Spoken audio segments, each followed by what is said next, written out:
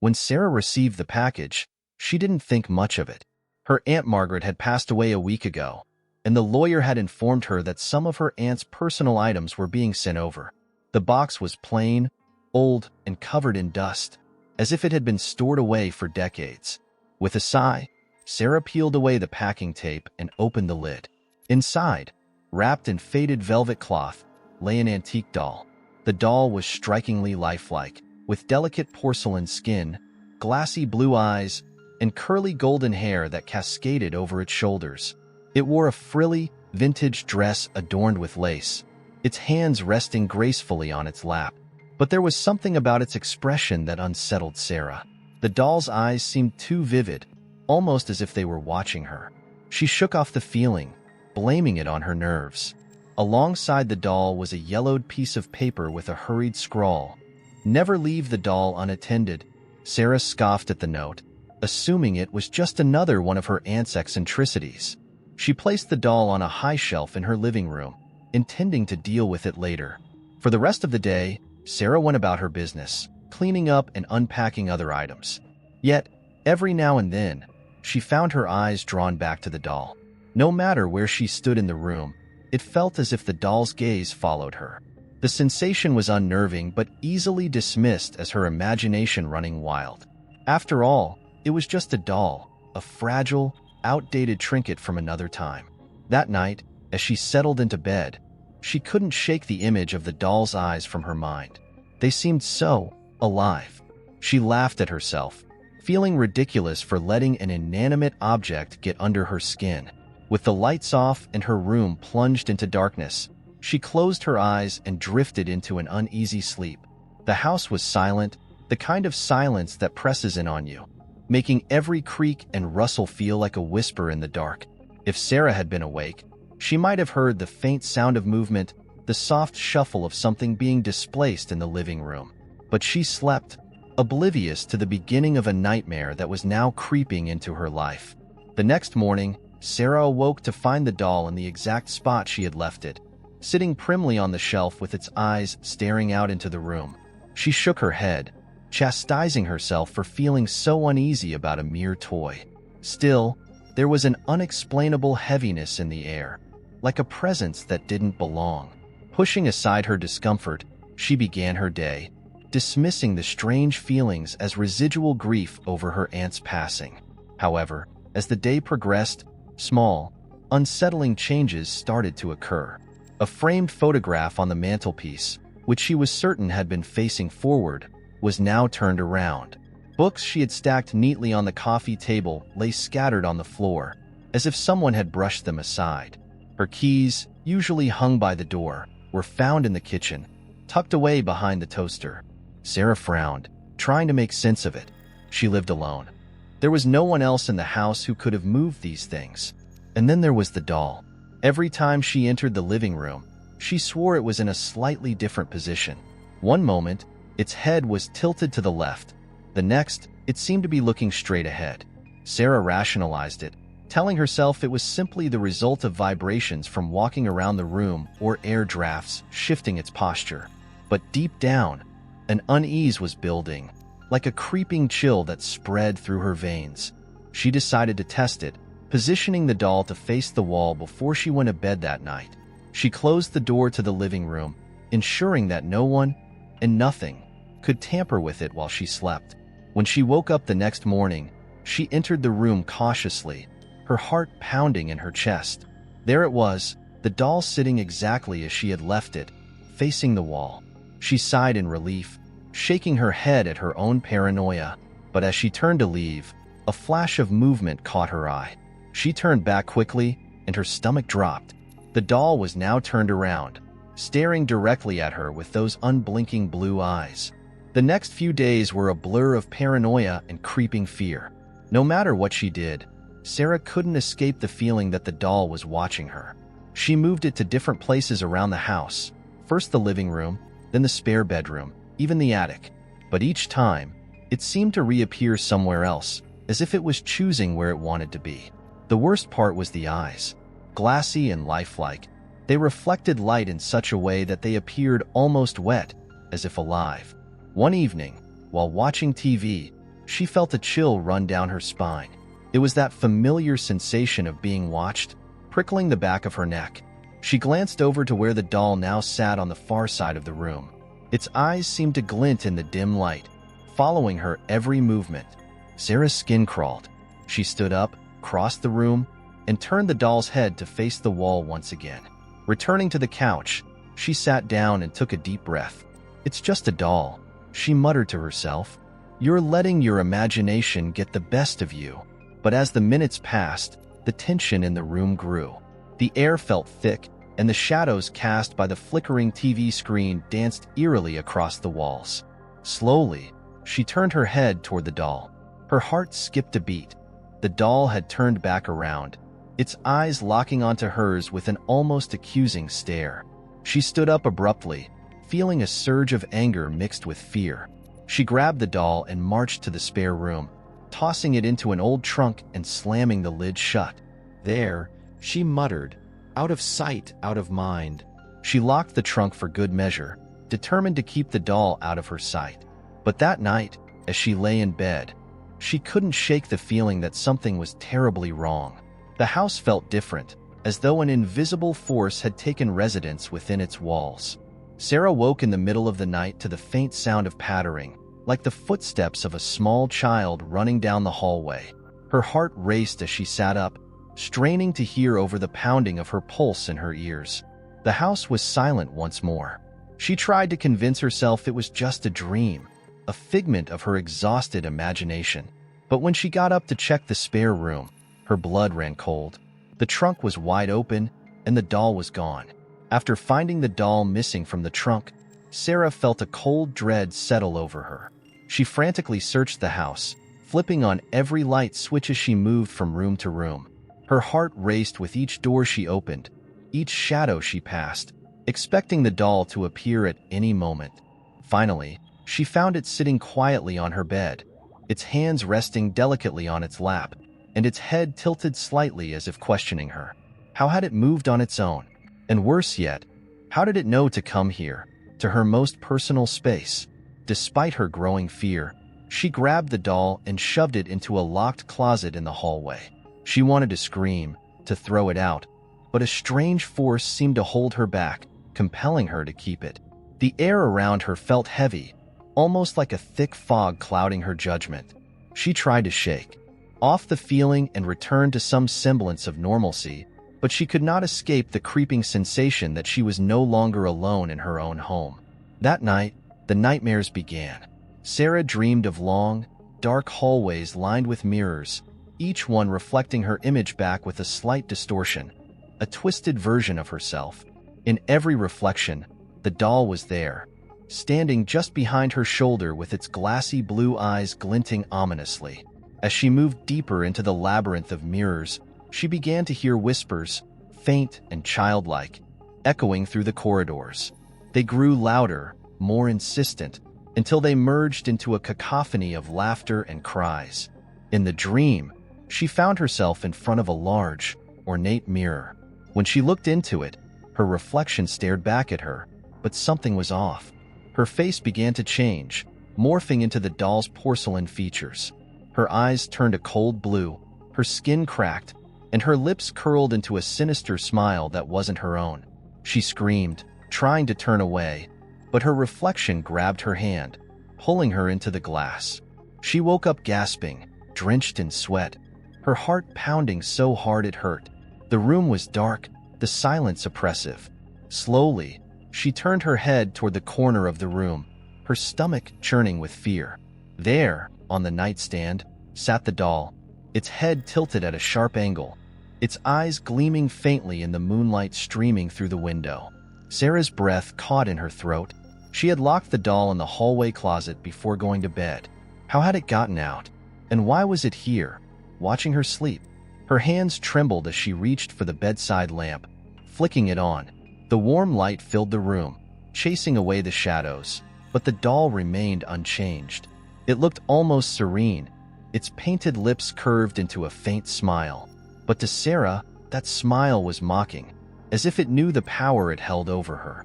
She could feel her sanity slipping, a part of her mind telling her to throw the doll out, to get rid of it once and for all. Yet, an inexplicable fear held her back, as if the doll was warning her that attempting to discard it would bring consequences far worse than she could imagine. The next morning, Sarah decided she had to find out more about the doll. She couldn't go on like this, living in fear and dreading the nightfall. She started with her aunt's belongings, searching through the stacks of old books and documents that had been left behind. Among them, she found a leather-bound journal, worn and filled with cryptic symbols and notes. It was her aunt's diary, filled with accounts of seances, spirit communications, and references to the occult. One passage caught Sarah's eye. The doll is not an ordinary object. It is a vessel. Inside, a soul lingers, restless and seeking what it lost. It must never be left alone with anyone, for it will attempt to bond, to find a new host. Sarah's blood ran cold as she continued to read. Her aunt had acquired the doll from a collector of haunted artifacts. It was rumored to have once belonged to a young girl named Eliza who had died under mysterious circumstances. After her death, it was said that her spirit became attached to the doll, filling it with anger and a desire to reclaim what it had lost. Sarah dropped the journal, feeling a wave of nausea wash over her. The doll wasn't just moving on its own. It was inhabited by something that was growing stronger. She realized with a sickening clarity that the doll was not just following her around the house. It was trying to get closer to her. It was no longer just a creepy toy. It was a conduit, a vessel for a spirit that sought to merge with her. The sensation of eyes watching her, the whispers in her dreams, the shifting positions of the doll. They were all attempts to break down her defenses, to make her vulnerable. Panic welled up within her, and she began to consider her options. She had to do something, anything, to rid herself of this cursed object. But a voice in the back of her mind whispered caution, telling her that it wasn't that simple. The doll had become a part of her life, intertwined with her in ways she couldn't yet understand. And getting rid of it might only provoke the entity within to lash out even more violently. In the days that followed, the doll's behavior escalated to an alarming level. Sarah would find it sitting in different rooms, often positioned in places she would least expect, on the kitchen counter, in the bathroom, or by the front door. Each time she found it, the doll's expression seemed to change. Its eyes, once lifeless glass, now gleamed with an unsettling awareness. Its lips, painted into a delicate smile, sometimes seemed to curl into a smirk, mocking her fear. The whispers that had haunted her dreams began to seep into her waking hours. Late at night, she would hear faint giggles echoing through the house, the sound of tiny footsteps pattering across the wooden floor. She would rush to the source, only to find the rooms empty, save for the doll sitting motionless in a corner. Lights flickered and objects moved on their own. Picture frames fell from the walls, books flew off shelves, and doors slammed shut with no apparent cause. One evening, as she sat at the kitchen table trying to eat dinner, the lights suddenly dimmed. Her heart skipped a beat as she glanced around the room. There, perched on the counter, was the doll, its head turned slightly as if observing her. Its eyes seemed to glow faintly in the dim light, a haunting blue that sent chills down her spine. She stood up, knocking over her chair in her haste, and backed away slowly. "You have to leave me alone," she whispered, her voice quivering with fear. "I don't know what you want, but you can't have it." For a moment, the room was silent. Then, without warning, the lights flickered violently, and a loud crash echoed through the house. The doll tumbled off the counter, landing on the floor with an unnerving thud. Sarah gasped, her eyes wide with horror as the doll slowly rolled over, its eyes still locked onto hers. She felt a surge of cold air rush past her, accompanied by a whisper that sent shivers down her spine. "You belong to me now." Sarah woke up suddenly one night, drenched in sweat. The room was pitch dark, and the air was heavy and oppressive. As her eyes adjusted to the darkness, she tried to steady her breathing, only to realize with horror that she couldn't move. It was as though an invisible weight pressed down on her chest, pinning her to the bed. Panic surged through her as she struggled against the paralysis, her mind racing. Something was in the room with her. She could feel its presence lurking in the shadows, watching her intently. Then she felt it, a cold, creeping sensation spreading from the foot of the bed. Slowly, it moved upward, inching its way toward her like an icy wave. Her eyes darted around the room, desperately trying to locate the source. That's when she saw it. The doll, perched on her chest, its lifeless eyes gleaming in the faint moonlight. It sat perfectly still, yet it exuded an aura of malevolence so intense that it made Sarah's skin crawl. She tried to scream, but her voice was trapped in her throat. The doll's eyes seemed to bore into her, its gaze unrelenting and overpowering. She could feel something pushing against her mind, a force trying to seep into her consciousness, wrapping around her. Thoughts like tendrils of darkness. It whispered to her, a cacophony of voices speaking in a language she could not understand. The room grew colder, the darkness around her deepening until it felt as though the entire house had been swallowed by a void. With a surge of adrenaline, Sarah fought against the paralysis. Her muscles strained as she forced herself to move, the pressure on her chest growing heavier. Slowly, her hand inched toward the edge of the bed. She could feel the doll's grip tightening, its cold energy piercing through her like icy needles. Summoning every ounce of strength, she managed to grab the edge of the blanket and fling it off the bed, sending the doll crashing to the floor.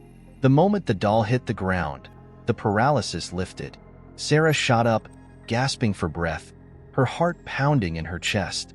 The room was still freezing, and the shadows seemed to swirl around her like a living entity. She glanced down at the doll lying on the floor, its head twisted at an unnatural angle. For a moment, she thought she saw its mouth move, the faintest hint of a smile creeping across its porcelain lips. She leaped out of bed, turned on the lights, and ran to the corner of the room.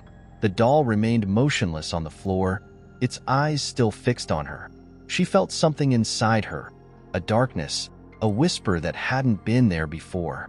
It was faint, almost like a distant echo, but it was growing stronger with each passing second. The entity within the doll had tried to merge with her, to possess her, and though she had fought it off, a piece of it had slipped into her mind. From that moment on, the house felt different. The shadows in the corners seemed to move when she wasn't looking, and the whispers that had once come from the doll now echoed within her own thoughts. She could hear it at night, a soft voice telling her to do things, urging her to bring the doll closer. It was no longer just the doll that was haunted. She herself had become a vessel for whatever resided within that cursed object. Desperate to rid herself of the doll's influence, Sarah sought out a spiritual medium. She arrived at the medium's home with the doll wrapped in a thick blanket, as if trying to smother the darkness it contained. The medium, an elderly woman with eyes that seemed to pierce through to Sarah's soul, took one look at the bundle and shook her head. "You should have never brought this into your home," the medium said gravely, her voice trembling with the weight of what she sensed. "The spirit within this doll is ancient and vengeful. It will not let go easily." Despite the medium's warning, Sarah insisted that they try to cleanse her home and banish the spirit once and for all. The medium led Sarah into a dimly lit room filled with the scent of burning sage. She drew a circle of salt on the floor and placed candles at its edges. In the center, she laid the doll, unwrapped and exposed to the flickering candlelight. Its eyes seemed to gleam with malice, the shadows around it twisting and writhing as if in anticipation. The medium began to chant, her voice rising and falling in a rhythm that filled the room with an eerie resonance. As the incantation grew louder, the temperature in the room plummeted. A wind whipped through the circle, scattering salt and extinguishing some of the candles. The doll twitched, its limbs jerking slightly as if animated by an unseen force. Sarah watched in horror as the doll's head turned, its eyes locking onto hers with an intensity that made her want to scream. "Hold your ground," the medium cried, her voice strained. "The spirit is resisting. Do not let it break the circle." But the air around them grew heavy, and a piercing, high-pitched scream filled the room, emanating from the doll itself. Sarah covered her ears, dropping to her knees as the sound tore through her mind like a razor.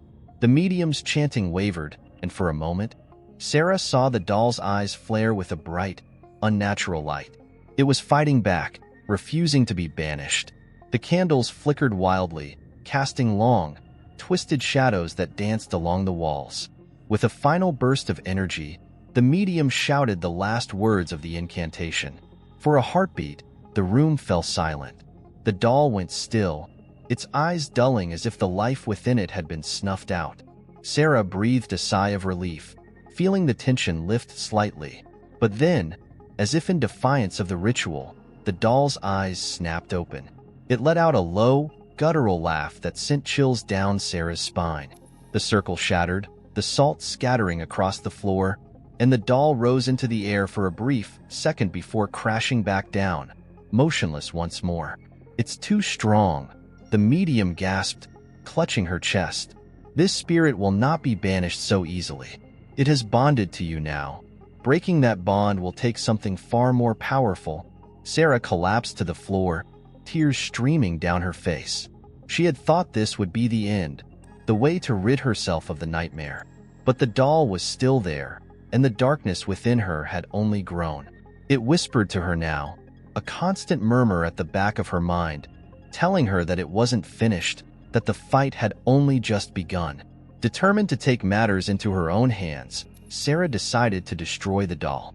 She couldn't bear to live with this horror any longer. Taking a deep breath, she wrapped the doll in a burlap sack, grabbed a bottle of gasoline, and headed out to the woods behind her house. The night was cold, and a thick mist hung in the air, shrouding everything in an eerie silence.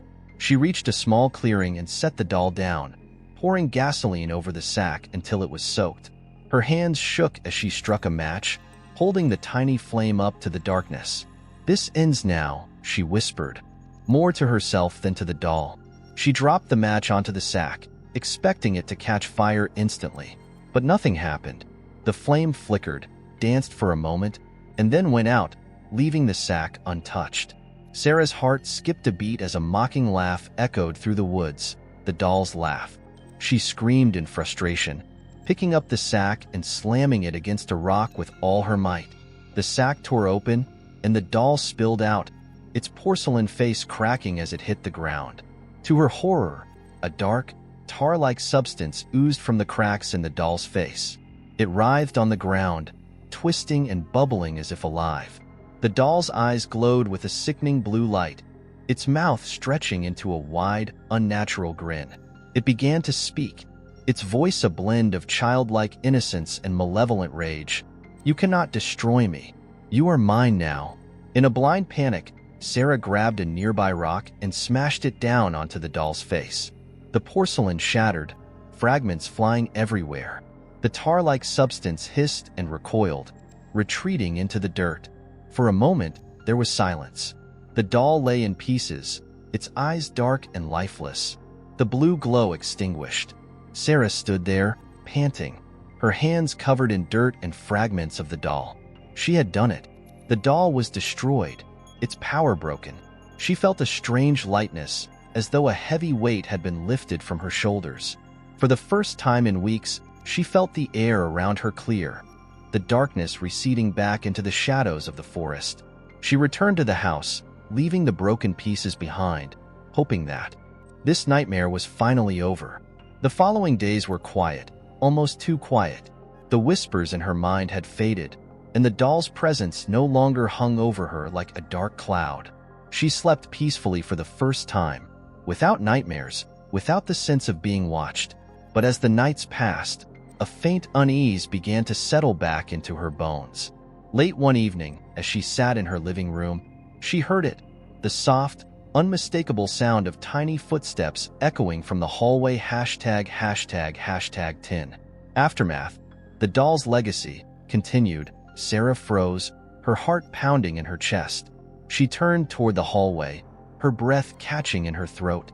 The air grew colder, and the shadows along the walls seemed to stretch, darkening the room around her.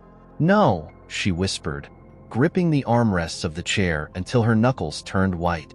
"It can't be." The footsteps stopped, and for a moment, there was only silence. Then, from the far corner of the room, a glint of light caught her eye. She turned slowly, dread curling in the pit of her stomach. There, half hidden in the shadows, she saw them. Two glistening blue eyes staring back at her. They were unmistakable, glowing faintly in the dim room. Her blood ran cold as the reality settled over her like a shroud. It wasn't over. A faint whisper echoed through the room, a child's voice blending with an older, more sinister tone. "You thought you could destroy me," it mocked, its laughter creeping into her mind.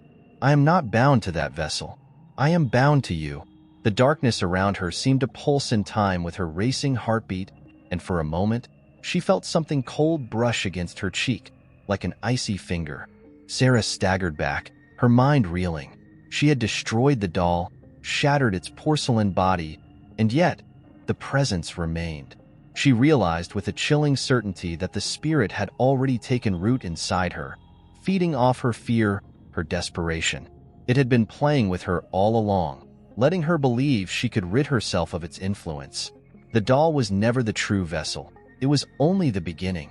She backed up against the wall, clutching her head as the whispers grew louder, filling her mind with a torrent of words she couldn't understand. The room around her dimmed, the edges of her vision blurring as if the darkness was closing in. "You belong to me," the voice hissed, its tone both triumphant and menacing. "And I will never let you go." Tears streamed down Sarah's face as she sank to the floor, feeling the spirit's grip tighten around her mind. She had fought so hard, faced her deepest fears, but in the end, it was all for nothing. The spirit had marked her, and now it was a part of her. The house fell silent, save for the faint sound of laughter echoing from the shadows. The doll may have been destroyed, but its legacy remained, an unbreakable bond that would haunt her for the rest of her life. In the days that followed, Sarah retreated into herself. She rarely left the house, too afraid of what might happen if she ventured into the world. The whispers became a constant companion, a dark presence lurking at the edge of her consciousness. The doll's eyes haunted her, appearing in every reflective surface, every shadowed corner. She knew that she was not alone, that she would never truly be free. As time passed, the neighborhood began to whisper about the strange woman who never came out anymore, the one who always seemed to be talking to herself, her eyes wide with terror. They spoke of flickering lights in the windows late at night and the faint sound of laughter that sometimes drifted out from the old house. But no one dared to approach, for they sensed that whatever resided in that house was far beyond their understanding. A darkness that had taken root, growing deeper with every passing day. And so, the tale of the doll faded into legend, a story told in hushed tones to scare children and thrill seekers. But for Sarah, it was not a story. It was her reality, a nightmare from which she could never wake. The spirit had won, and she was now its prisoner, trapped in the shadows of her own mind. If this creepy tale gave you chills, be sure to hit that subscribe button for more terrifying stories like this one. And tell us, have you ever felt like an inanimate object was watching you? Let us know in the comments. Thanks for joining, and remember, sometimes, the things we think are harmless are hiding something much darker. The end.